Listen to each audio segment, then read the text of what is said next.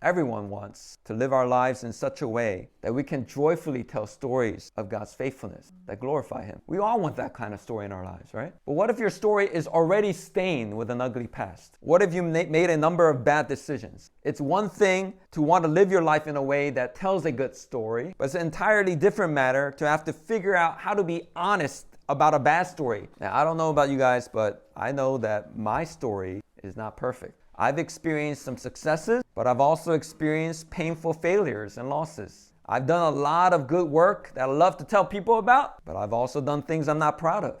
And as I grow older and I look towards my future, I still carry the weight of my past.